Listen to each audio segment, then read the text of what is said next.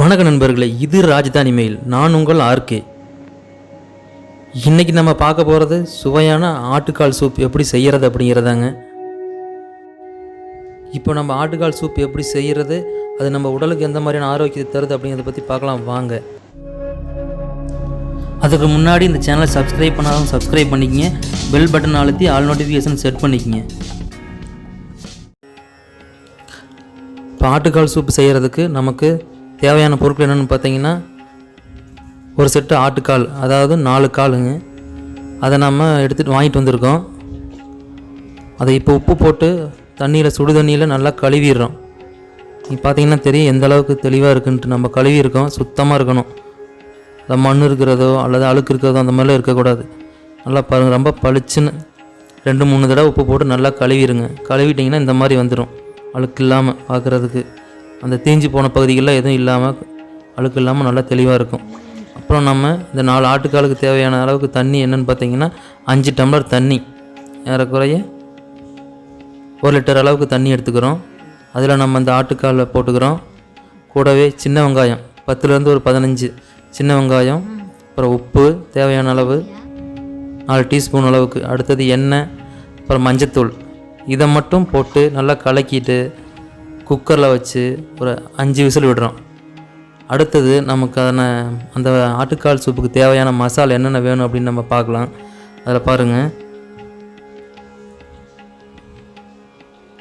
சின்ன வெங்காயம், வரமிளகாய், இஞ்சி, மிளகு, சீரகம், பூண்டு, தேங்காய் கொஞ்சம் டேஸ்ட்டுக்காக, அப்புறம் கொத்தமல்லி, கருவேப்பிலை, கொத்தமல்லி தலையும் எடுத்துருக்கோங்க. அது கடைசியாக நம்ம தேவைப்படும். அதுக்காக ஏறக்குறைய இப்போ மட்டுமே 9 பொருள் இருக்குது இதில். கூட சிலருக்கு என்னென்னா இதோட சோம்பு, பட்டை, கிராம்பு இதெல்லாம் போடுறதுக்கு பிடிக்கும். அந்த மாதிரி பிடிச்சதுன்னா நீங்கள் அதை போட்டுக்கலாம். இது எல்லாமே நம்ம ஒன்றா எடுத்து போட்டு மிக்சியில் ஒரு மசால் மாதிரி அரைச்சிக்கிறோம். என்னென்ன தேவையான பொருள் அப்படின்னு பார்த்தீங்க இல்லையா, எல்லாமே ஒன்றா சேர்த்து போட்டு மசால் மாதிரி அரைச்சிக்கிறோம். கருவேப்பிலை சும்மா அதோட வாசத்துக்காக ஒரு 2 தலைகளை மட்டும் போட்டு அரைச்சிக்கலாங்க. இந்த மாதிரி அரைச்சிட்டு நாம் இந்த பொருளெல்லாம் எடுத்து மிக்சியில் போட்டு நம்ம அரைச்சி ரெடி பண்ணிக்கலாங்க. இதுக்கு இடையில் நம்ம ஆட்டுக்கால் ஏற்கனவே குக்கரில் வச்சுருக்கோம் இல்லையா, அது ஒரு 5 விசில் வர வரைக்கும் நம்ம அதை வெயிட் பண்ணணும். இப்போ நம்ம அந்த அரைச்ச மசாலெலாம் எடுத்துட்டு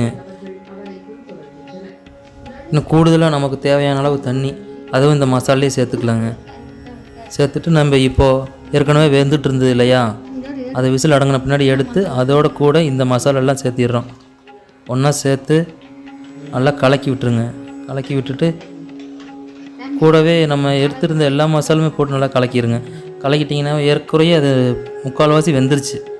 5 to 6 விசில் நம்ம விட்டுருக்கோம். இப்போ திரும்ப வச்சு நம்ம குக்கரில் விட்டு விசில் வைக்கிறோம். ஒரு 5 விசில் வச்சிங்கன்னா போதும். ஆல்ரெடி ஒரு 5-6 விசில், இப்போ ஒரு 5 விசில் அந்த மாதிரி வச்சுருந்திங்கன்னா நல்லா வெந்திருக்கும். நீங்கள் பார்க்குறதுக்கு ரொம்ப அற்புதமாக இருக்கும். அந்தளவுக்கு வெந்திருக்கும் சாப்பிட்றதுக்கு. இப்போ பாருங்கள், எல்லாம் வெந்துருச்சு. நம்ம எடுத்து பார்த்தோம்னா தெரியுது. விசில் அடங்கினோடனே எடுத்துகிட்டு நல்லா கிளறி பாருங்கள், நல்லா வெந்திருக்கும், நல்லா மணமாக இருக்கும். இப்போ ஆட்டுக்கால் சூப் ஏறக்குறைய தயாராகிருச்சு. இப்போ நம்ம இதை எடுத்துகிட்டு அதை ஒரு கப்பில் கூடுதலாக நம்ம என்ன பயன்படுத்துகிறோன்னா பெப்பர் தூளும் மல்லித்தலையும் அதை மட்டும் போட்டுக்கிறோம். இப்போ இந்த ஆட்டுக்கால் சூப் நம்ம எப்படி தயாரிச்சுன்னு பார்த்தீங்க இல்லையா, இதாங்க பார்க்கும்போது எப்படி இருக்குது பாருங்கள். இதுக்கு நம்ம எந்த நிறமோ அல்லது சுவை அந்த மாதிரி வேறு பொருட்களை எதுவும் சேர்த்தலை. எல்லாமே வீட்டில் கிடைக்கிற எளிமையான பொருள்களை வச்சு தான் சேர்த்துருக்கோம். மசால் எளிமையாக அரைச்சிருக்கோம், ஆனால் சாப்பிட நல்லாயிருக்கும். இந்த ஆட்டுக்கால் சூப்போட நன்மைகள் என்னென்னு பார்த்தீங்கன்னா, சாதாரணமாகவே இப்போ மழைக்காலங்கள் அப்படிங்கிறதுனால நிறைய மழை பெஞ்சிட்ருக்குது. இப்போலாம் இந்த சளி, இருமல் இந்த மாதிரி தொல்லைகள்லாம் இருக்கும் இல்லையா, இந்த மாதிரி சமயத்தில் சளி இருமல்லாம் குணப்படுத்துகிறோம். உடம்புக்கு குறிப்பாக எலும்புக்கு நல்ல வலிமையை கொடுக்கக்கூடியது. வயதானவர்களுக்கான இந்த மூட்டு வலி, எலும்பு தேய்மானம், இதெல்லாம் இந்த கால்சியம் பற்றாக்குறையெல்லாம் நிறைய இருக்கும் அவங்களுக்கு. இந்த மாதிரியான சமயத்தில் இதெல்லாம் அவங்க சாப்பிட்டாங்கன்னு வச்சுக்கோங்களேன், நல்ல தீர்வாக இருக்கும். இதில் அதிக அளவு கால்சியம், புரதச்சத்து எல்லாமே அடங்கியிருக்கு. எலும்புக்கும் தசைக்கெல்லாம் ரொம்ப நல்லது ஆட்டுக்கால் சூப்பு. இந்த ஆட்டுக்கால் சூப்பு குடிக்கிறதுனால மூட்டு வலி, முதுகு வலி, மூட்டு தேய்மானம் போன்ற இந்த மாதிரி எலும்பு சம்மந்தமான பிரச்சனைகள் எல்லாமே அதெல்லாம் இருக்கவங்களுக்கு எல்லாமே ரொம்ப தீர்வாக இருக்குங்க இது சாப்பிட்றதுனால. அப்புறம் குறிப்பாக அந்த கர்ப்பிணி பெண்கள், பாலூட்டு தாய்மார்கள் இவங்களுக்கெல்லாம், அப்புறம் நீண்ட நேரம் உடற்பயிற்சி செய்கிறாங்க இல்லையா, இவங்களுக்கெல்லாமே வந்துட்டு ரொம்ப உதவியாக இருக்கும் இந்த மாதிரி ஆட்டுக்கால் சூப் சாப்பிட்றது. காரணம் என்னென்னா, இதுக்குள்ளே கொலஜன் அப்படிங்கிற அந்த சத்து அந்த ஆட்டுக்காலில் பார்த்திங்கன்னாவே எலும்பு மஞ்சை, அப்புறம் அந்த ஆயில் மாதிரி நிறைய ஆகிறதுக்கு இருக்கும். அதெல்லாம் என்னென்னா அதுக்கிட்ட தான் அந்த கொலஜன் அப்படி சொல்லுவாங்க. அது உடலில் அனைத்து பகுதிகளுக்கும் அது தேவைதான். அதே எலும்பு, நரம்பு மண்டலம் இந்த மாதிரியான பகுதிகளுக்கெல்லாம் வந்துட்டு இது அவசியம் தேவை. அது ஆட்டுக்கால் சூப்பில் கிடைக்கிது. கூடுதலாக இந்த ஆட்டுக்கால் சூப்பில் பார்த்திங்கன்னா மெக்னீசியம், கால்சியம், பாஸ்பரஸ், இரும்பு, அப்புறம் வைட்டமின்ஸில் கே, ஏ இந்த மாதிரி செலினியம் போன்ற ஏராளமான சத்து பொருள் இருக்குது. கூடுதலாக தோல் சுருங்குதலை தடுக்கும், இதய ஆரோக்கியமாக வச்சுக்கும், நோய் எதிர்ப்பு சக்தி அதிகரிக்கும், உடலின் நச்சுக்களை வெளியேற்றும், எலும்புகள் மற்றும் பற்களை வலிமைப்படுத்தும், உடல் எடையை குறைக்கும், ஆரோக்கியத்தை மேம்படுத்துதுங்க. எனவே மாதத்தில் ஒரு 2 முறையாவது ஆட்டுக்கால் சூப்பு சாப்பிட்டு ஆரோக்கியமாக இருங்க. நன்றி நண்பர்களே.